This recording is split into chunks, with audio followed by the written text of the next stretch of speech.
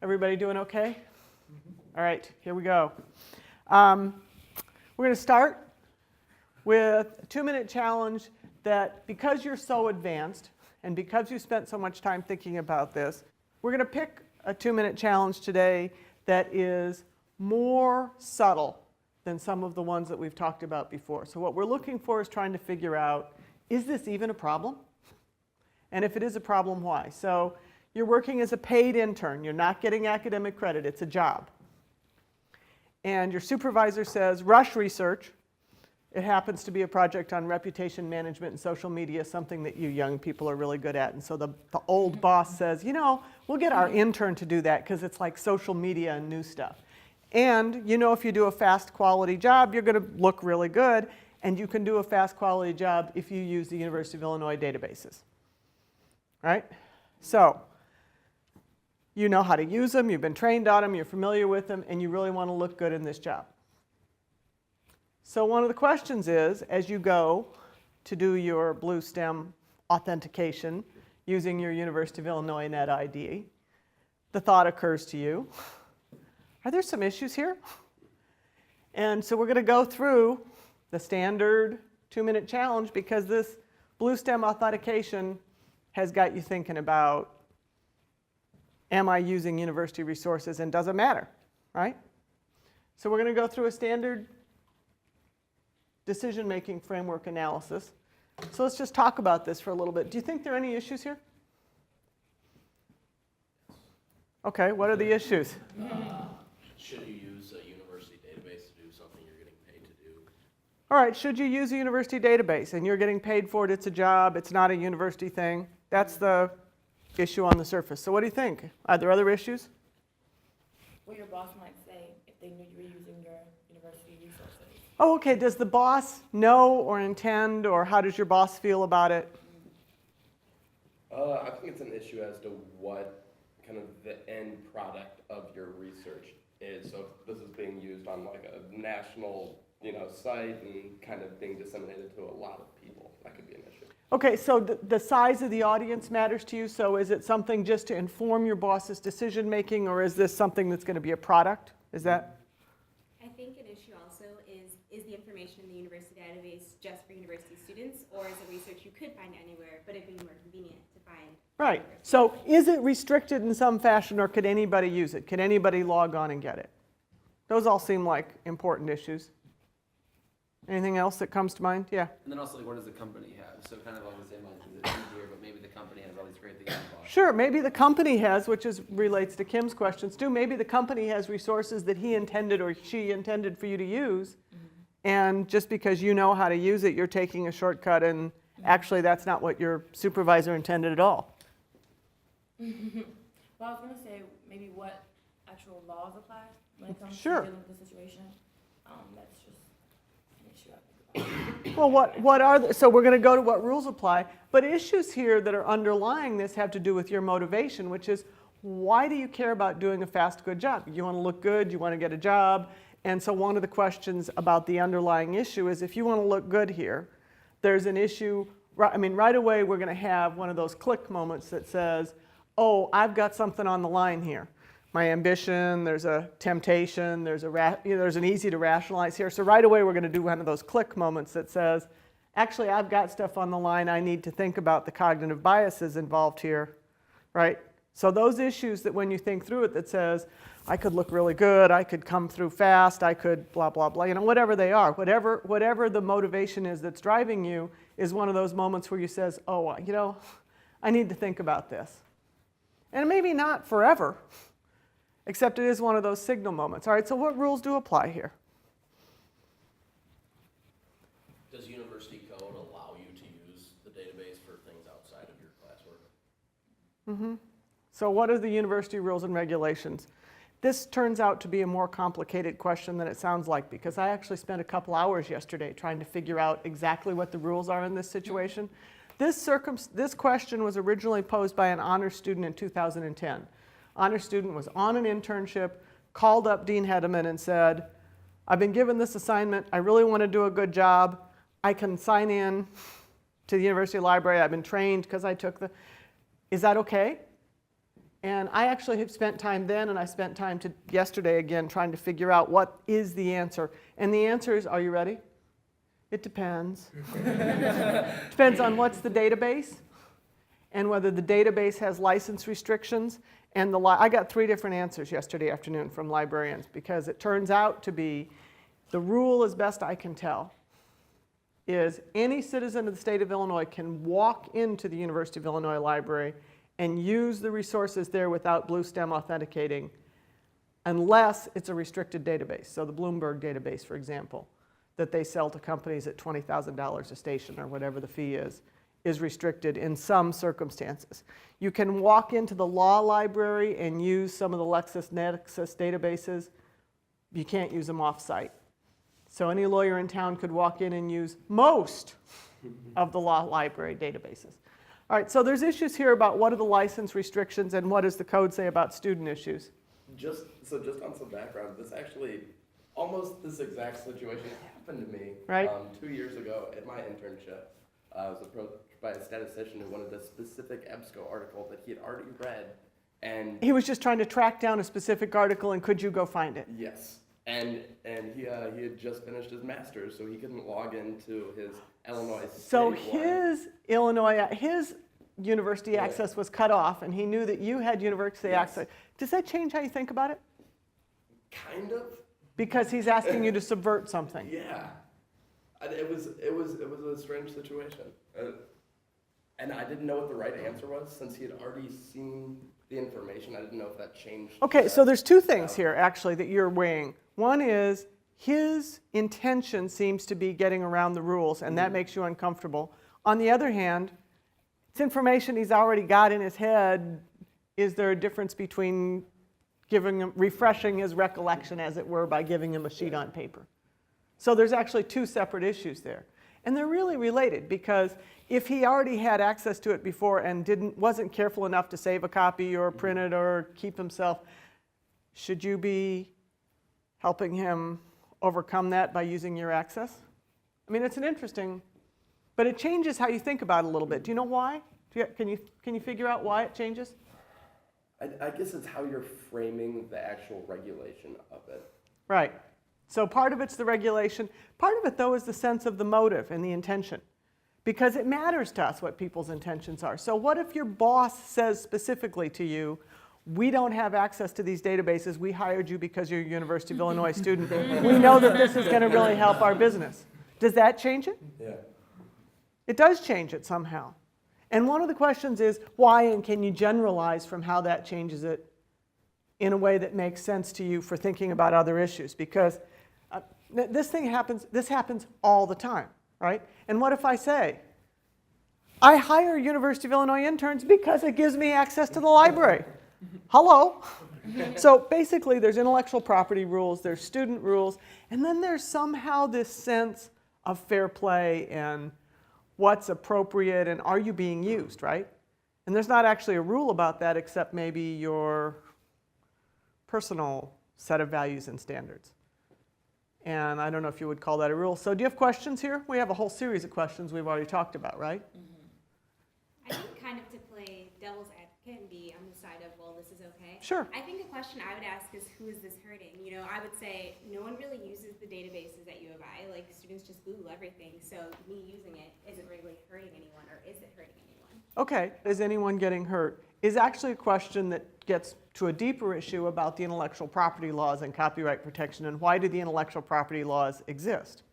And do they matter in today's day and age? Are they irrelevant, and if they're just laws on the books that nobody pays attention to anyway, is that an issue for us? I think the big question to me is kind of about intentions. Mhm. And I was in Bad 300 this semester, and we talked so much about how contract law is decided by good faith, or kind of, the intentions and whether the contract was made in good faith, and then it's like enforceable in different ways if it was.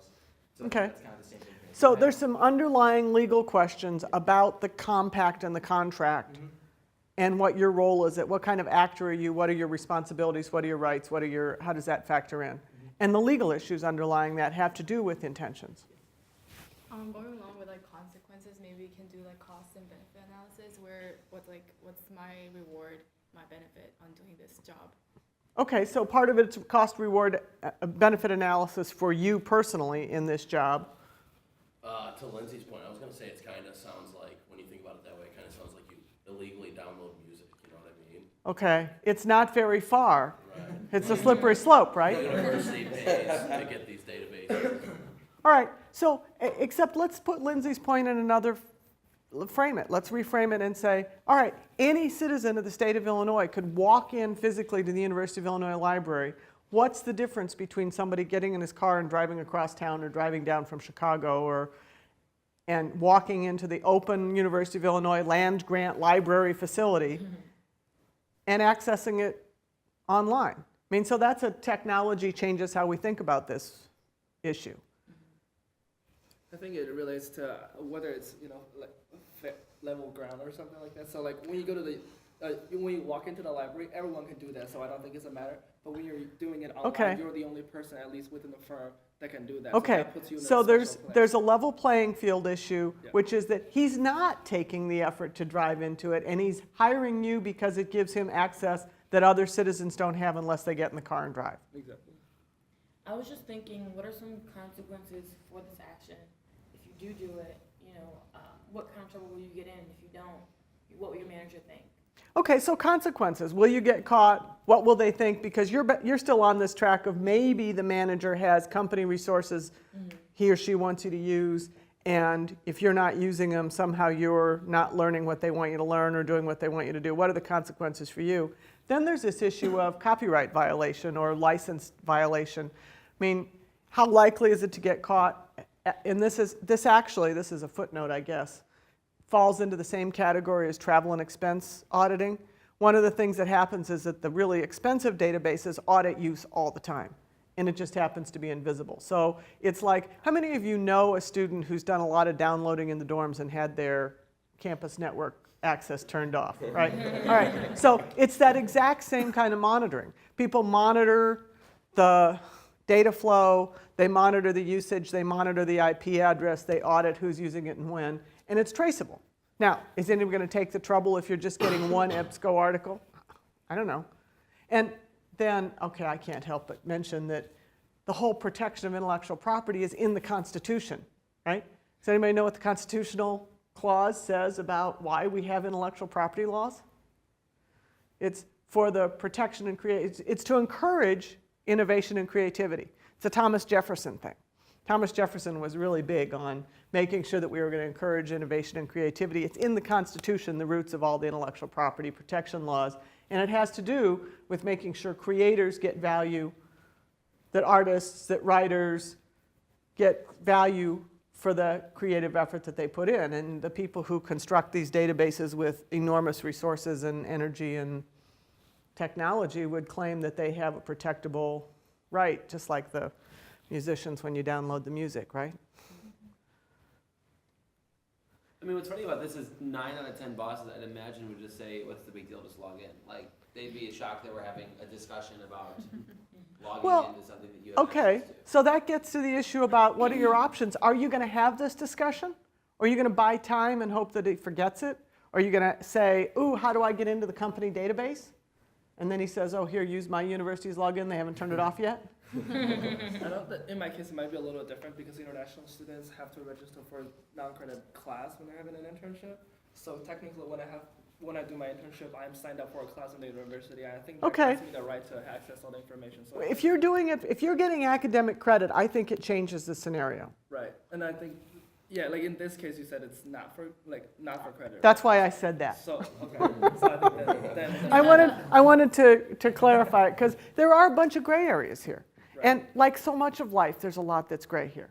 I think another question I would have is, with access to the database, is the university paying for it, or is my tuition paying for it? Because if I'm technically paying for it, then I should technically be able to use it as I please. Okay. And then another question kind of Well- following that is how is the actual final product going to be used? So is it going to be for profit or just internal knowledge or something like that? Well, you could argue that in a for-profit company, any internal knowledge is for-profit, except that you've raised this point about, I guess it was Wyatt's point. Is it going to be something that's turned into a product, or is it just informing an internal decision-thinking process? Because I'd say, like, even Chen, he mentioned that he has academic credit, but I don't think that changes it at all, because what's the difference between me, because if I'm bored at home, right, and just go on the database, that's totally within my rights, right? That's not for credit, it's winter break and I'm curious about something. Sounds like a fun break. Yeah. I never do this. That's because we have such studious students with intellectual curiosity. I will not be doing this. But I think my point is you're just doing it for your own curiosity. So academic credits you have or not, I think that the issue here that gets me is that it's for somebody else's profit. So you Okay, have to pay so for that. it's not for your enrichment, it's not for your curiosity, it's actually because somebody else has a profit motive. And that changes it for you. I mean, I'm gonna play devil's advocate to that Good. point. Isn't everything we do at this school essentially for profit if we're all working for for-profit companies after we graduate? Yeah. Building human capital. I'm not working for a for-profit company, and I'm a graduate at the university. I'm Well, saying I hope that some of our graduates are going to go out and just make the world better. I hope so. And the ones who don't, you're supposed to give back so that you can support all the other ones who are making the world better and building human capital. Net zero. But I guess my point, to go off of what Billy was saying, I mean, say for instance you read that same article a month before you started working. You could use that information in your project because you have it researched in, all right, it's a part of what you're bringing to the table. It's the human capital question. However, if you want to go and access it and footnote it and get the exact page numbers, which I bet you don't have in your head. I don't. You might have a good memory. And then attach a copy so that your boss can read it or a link to it or something. So there's a lot of gray here. So- Go ahead again. No. So you were kind of saying like maybe this is a company that hires interns just for this purpose. So would there be past interns that I could ask that are in this situation? All right, so that's back to the resources of who the resources are. And really, when I called the reference library 3 times yesterday, and I got 3 different answers. And finally, I kept asking questions, and they said, "You're really going to have to talk to the guy who actually does the licensing." And I said, "Okay." He was out. So one of the reference librarians said to me, "Well, they're paying tuition. A university student can use it for any purpose that we don't ask why they use it." And one of them said, "Oh, that would be a violation of the license." So it's a gray area. And one of the resources, your boss, just saying, "Do we have other resources?" Other interns, calling the reference librarian. And given my experience, I guess one of the issues is, can you keep calling till you get the answer you like? And how do you feel about that? So, we've talked a little bit about this. And I guess one of my questions is this a big deal, a little deal, or no deal at all? Because it's gray, right? And is this anything? Does it matter? I think it's a bigger deal than it sounds like, if that makes any sense. Sure, why? Like, when you think about it, you just think, like we've been talking, it's just a database, we could all use it while we're at school, or like you said, somebody could drive down and do it. What's the difference if we just access it for 10 minutes while we're at work? I mean, but then we talk about the intellectual property, and it's in the Constitution, how you gotta protect people's rights, and then it sounds so much bigger than it is. Okay, so maybe there's underlying issues, and maybe there's a signal here for Yeah, some. and I don't know, if it was, I think, such a big deal, I think the university could put in certain policies to kind of prevent that. So like when you're over summer or something like that, you can't log in. Your login IDs are structured from the start of classes. Are you day one registered? through, Right. So the university isn't taking precautions Right. to protect it when you're not actually in classes. So is that a signal of some sort that it's not important enough for them to take some due diligence? I think it's both a big and a small deal. It's small in the sense that it's an easy thing to do. It's not, the repercussions aren't huge necessarily, but the decision-making framework we bring to it, the values that we bring to the decision, and the way we go about making that decision is a huge deal because that impacts all Okay, decisions we make. so we've talked about values and the decision-making process and having a personal script, because if you're uncomfortable in the moment or you don't know, you got to have some way to respond in the moment. I think I agree with Adam in the fact that it's a big deal and a small deal. I would say it's kind of a defining deal. Like it defining moment. Okay. So it kind of defines yourself and your values, the company and how they're going to hire future interns and how they're going to have them do research, like the university and how they approach the problem. I think there's a lot of constituencies, and even though it's small, you kind of have the opportunity to shift the way that other people are thinking. Okay, so is it fair to say it's a small issue in terms of the database and the protection of it, and it's a big issue in terms of you and your decision-making process and your values and your habits, right? Were you prepared for the moment? Here's a different question completely.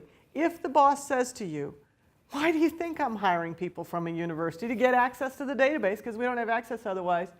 Does that give you pause about working there in the place entirely? Why? What difference would it, why, what difference does their intention make about why they hired you?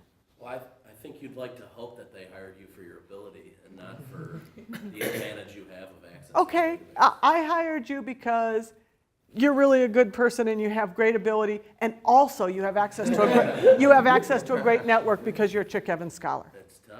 It's a hard. Because I really am thinking that I'd like to network through that because you know I'm such a golf fan. It's tough. It's hard. Well, we're all whole packages, right? I guess my question would be then, what is my value to your company after I'm no longer a University of Illinois student? So would you hire me full time if I wasn't, or? They'll get more interns. Okay, but there's more issues to it than just the university aspect, right? I hired you because I needed more women. I needed more people of color. I needed to be able to say I had a diverse class. Or you come from a town where I know that your aunt is somebody I really want to be connected to. Or Tom is a scholar and I know that I want to, I mean, we all come with whole packages, right? I can't tell you how many times in some circles I've been asked, oh, is he your father? Well, yeah, but really? I'll come back to me. Okay, so, That changed my question a little bit. So all right, think about it. Yeah. All right, so we talked about strategies and tools. One of them is the decision-making framework. You have to even recognize it's an issue about you in the first place, right? You have to even have the moment where the database may not be the issue that you want to think about. It may be where you're working and how you feel about how they hired you or why, or what the environment is, or your values. It may you may do it at the end of the day, having gone through a process, and maybe all you're going to do is ask a question. What would a good question, what would a non-threatening good question be? For your boss?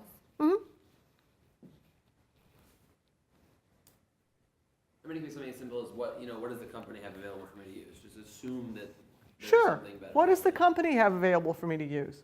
Or, oh, is there a copyright issue if I use my university? Just transparency, right? So, we raised this, and we talked about this issue about does it change your view if the intention is to get around it as opposed to just do it, and you're the one who's making up all this stuff to think about, right? So, what if the intention of your boss is that I only hire you because you have access to the database and I'm too cheap to pay for it, and it's a lot cheaper. Plus, if I hire interns from there, I get the value of all your work plus the bonus of access to the database. So I can pay for all the interns with the money I save on the database. This is good for you, good for me, good for the state. I'm increasing the human capital of the state. I'm doing a good thing. This is benevolent. This is a really win-win kind of thing, folks. And everybody else is doing it too. And so the boss says to you, get with the program, Billy.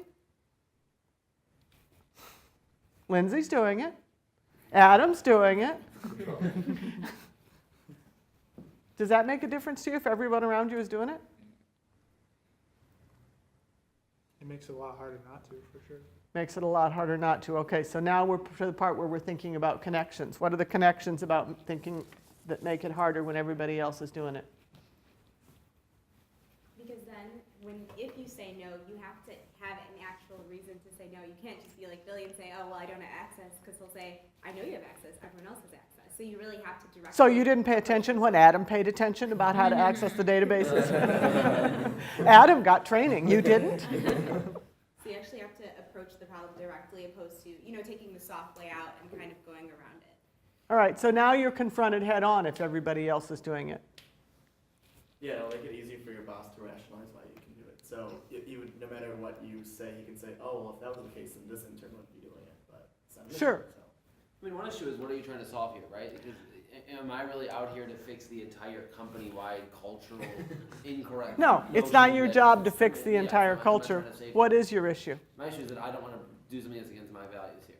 Okay. And it's fuzzy, right? I mean, this is not like black and white that you're breaking All right, the law. so this isn't like some of the other examples of other interns from this school who've been asked to lie about who they are and pose as a customer to get proprietary data that isn't publicly available.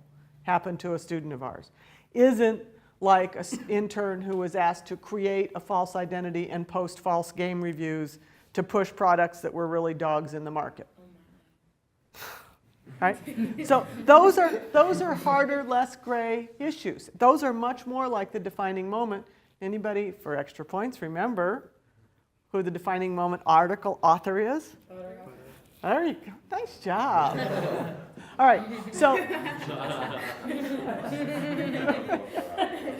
This is like all right, so but the point is making connections, right? So all of these things tie back together in the end. And so we've talked about a bunch of the things that would change your view. And those situations are less gray. Those situations are much more clearly defining moment kind of issues that implicate your personal values and do bring you to a point where you might decide, I have to do something here. And actually, my goal is that even in the fuzzy ones, you've at least thought about it and made a choice that fits you and who you are and what you want to stand for and what difference you want to make, right? At least thought about it and made a volitional choice and realized this may not be a big deal. The next step might be. So here's the construct that I wanted to try with you and get your reactions to because of your experience. If we think about how things go wrong, does this acronym of tragedies make any sense to you at all? So one of the tragedies in the world of work that gets people into trouble is temptation. It can be money, it can be status, it can be the next promotion, it could be just feeling good about yourself. So temptation, and there is temptation here, right? If I don't even think about this and don't ask, it'll be better for me. And then there's rationalization, and we talked about that. It's not such a big deal, everybody else is doing it, it's only one time. Who's it hurting? What? I said no one's getting hurt. No one's getting hurt. All right, so there's ambition and overconfidence. I didn't have an O, so I just linked the overconfidence onto the ambition. But they are related, right? Because we know that one of the cognitive biases is that we tend to have overconfidence in our own ability to make discernments and judgments. And ambition is one of the reasons we do that. So remember when we talked about overconfidence, one of the things that we talked about was that the average student, if you do surveys, 25% of people think they're in the top 1%. And 90% of college professors think they're in the top 10%. So we all have, and there's reasons for that, right? You want to think well of yourself. You want to do a good job. You're working hard. You know about your motives and efforts. So overconfidence. And then we talked about all the forms of pressure. So remember the ASH study and group pressure and conformity. Remember, we've talked about peer pressure and how much harder it would be if everybody else was doing it. And then there's just flat out authority from the boss, pressure from the authority figures, right? Mm-hmm. And one of the things that recurs over and over and over and over in this world is the boss asking you to do something that makes you uncomfortable and meeting one of those moments where you say, is this a defining moment? And do you have tools to think it through? Or is this not a big deal? And at least think about it is the goal. At least recognize that. Have that moment where you say, oh, wait, this is actually about me. It's not about the database. It's about me. And you might make the decision either way, having recognized that it's about you. The point is to think about it and recognize it, right? I thought that it was fair to use commas, entitlement, comma, sense of, to get the E. I'm entitled, I've worked so hard, after all, I'm getting credit for it. It's related to rationalization, and entitlement often leads to the rationalization, right? I mean, look at all the things in the newspaper with all the people who get into trouble who ought to have known better. And this sense of, remember the story I told you about riding in a car with somebody who ran a stop sign, and I said, oh, stop sign, and he said, oh, it's okay, I understand the theory. That's a sense of entitlement, right? I'm above the rules are for other people. It's dangerous. Deception of yourself, of others. If you're fooling yourself about how much you're tempted in your rationalization and your ambition, it's a lot harder to make a decision that you want to live with down the road because of the slippery slope issues, right? Having made a decision and then said, I'm a good person. So obviously that was a good decision because I'm mean well and I'm an upright person and I took an ethics class and I led an ethics class and I'm a really good person. That must have been a good decision, so the next one gets easier. You know, you fudge one account, one expense account, and having done it once, it was obviously the right thing to do the first time, so the next time's a little easier. So the incrementalism is the issue. Just flat out embarrassment. How many times did you encounter students who said to you, oh, well, no, we were just talking about a student who, right? And one of the most important things to be able to do is to say, oh, I don't know what databases our company has. Could you tell me? Because maybe you're embarrassed to say, I don't know. And that's one of the personal scripts that makes such a difference if we can get it there. And then pressure from stupid systems, right? Well, you could use the company databases, but we have to go to IT and get you authorized, and it will take a week and a half, and it'll have the same result as if you just use your university sign-on. We're going to get access to that article either way, so really, does it matter? And it's not the system and the pressure. What it is in the end of the day, your choice about your values. And can you preserve your sense of values while still getting ahead at work?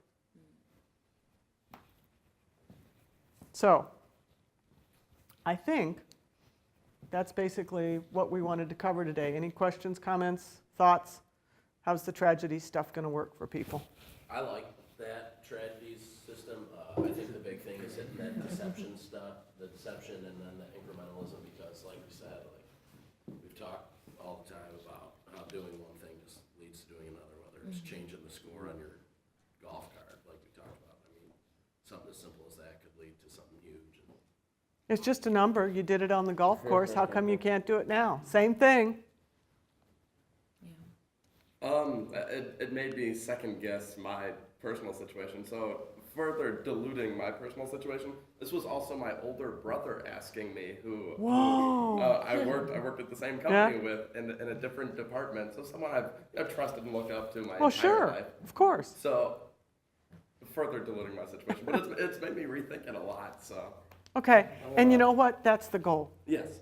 The goal is, because in the end of the day, you have to, these are deeply personal decisions. You have to go out in the world and represent who you are and decide at the end of your career, where we did the exercise where you think about what do you want people to say about you at the end of your career. And the reputations get built in everyday decisions. It's a lot of small decisions that happen all the time. So make them on purpose.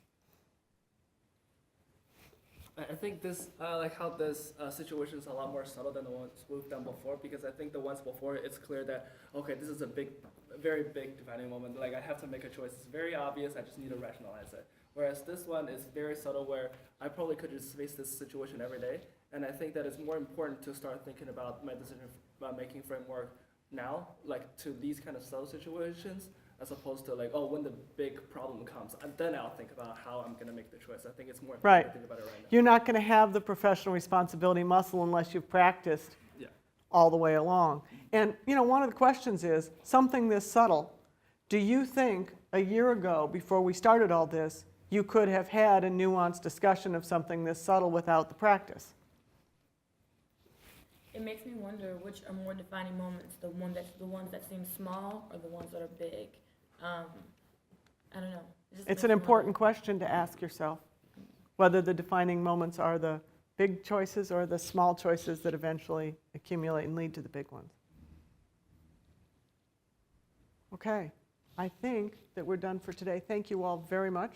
It's been a terrific day. Thank you for being here.